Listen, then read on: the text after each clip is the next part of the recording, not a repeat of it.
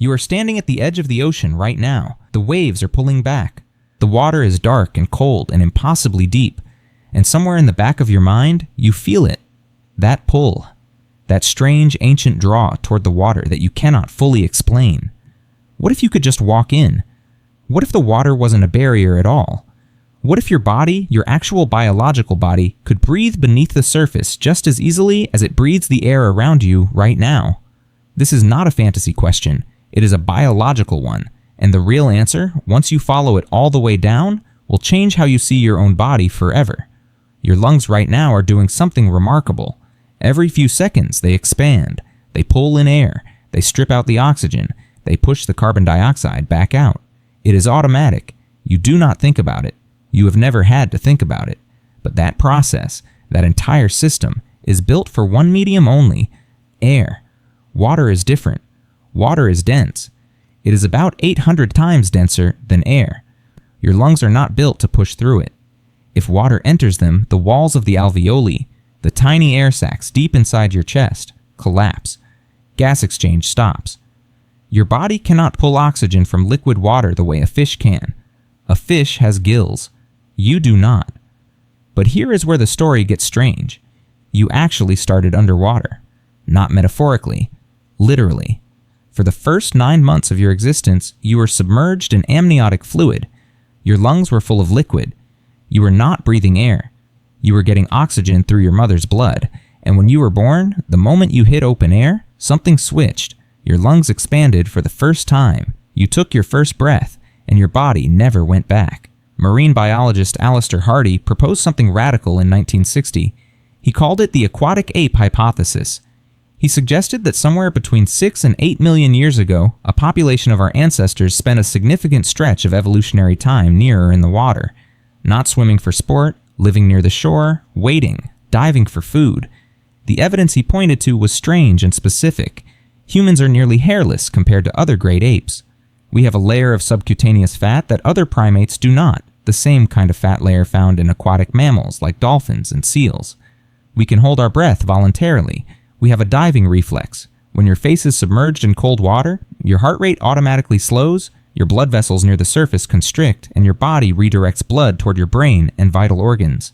This is not a learned skill, it is automatic. It is the same reflex found in diving mammals. You are not built for water, but you are not entirely built against it either. So what would have to change? If your body were redesigned from scratch to breathe underwater, the first thing to go would be your lungs as you know them. Gills, the biological structure fish use, work by pulling water across a thin membrane packed with blood vessels. Oxygen dissolved in the water passes through the membrane into the blood. Carbon dioxide passes the other way. The whole system requires a constant flow of water moving in one direction. Fish do this by opening their mouths and pushing water out through gill slits on the sides of their heads. Evolutionary biologist Neil Shubin, who discovered the fossil Tiktaalik, the creature that represents one of the key transitions from fish to land animal, has written extensively about how that transition happened in reverse. Our ancestors came from creatures that had something like proto-lungs, internal swim bladders that eventually evolved into true air-breathing organs. To breathe underwater again, evolution would essentially have to run that tape backward, or build something entirely new.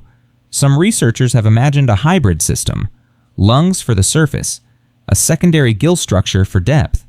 The Bahau people of Southeast Asia offer a real-world glimpse of what partial aquatic adaptation looks like. Studies published in the journal Cell in 2018 by geneticist Melissa Ilardo found that the Bahau, who have free-dived for generations, sometimes to depths of 60 meters on a single breath, have spleens that are significantly larger than those of non-diving neighboring populations. The spleen stores oxygenated red blood cells. When you dive, your spleen contracts and releases those cells into your bloodstream, extending the time you can survive without a breath. The Bahau have evolved genetically to have more of this reserve. They have become, in a measurable biological way, more aquatic than other humans. But even the Bajau come up for air. Now imagine a version of you that never has to. Your skin would change. Human skin, when submerged for too long, wrinkles and softens. The outer layer absorbs water and becomes vulnerable. Truly aquatic humans would need skin more like that of a dolphin, smooth, dense, slightly rubbery, built to reduce drag and resist the pressure of deep water. Your eyes would need a different kind of lens.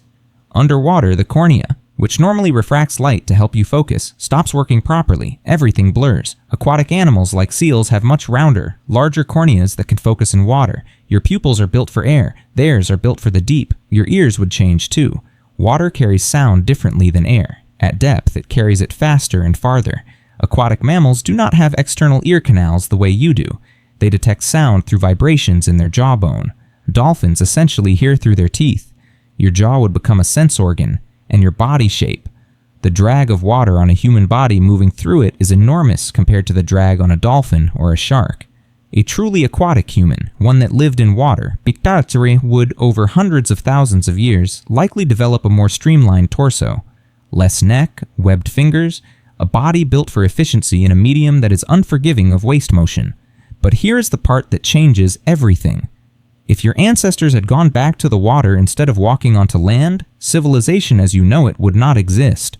Fire requires air. Metalworking requires fire. Agriculture requires land. Language, the kind of complex symbolic language that built cities and laws and science, may have been shaped by the constraints of living on land, of needing to coordinate complex social groups across open terrain. A species that spent its evolutionary history underwater would have developed something different. Echolocation, maybe. A form of communication more like whale song than spoken word. Anthropologist Christine Keneally, who studied the origins of human language, has argued that language itself is an evolutionary tool for cooperation across distance and time. In water, distance collapses differently. Sound travels farther.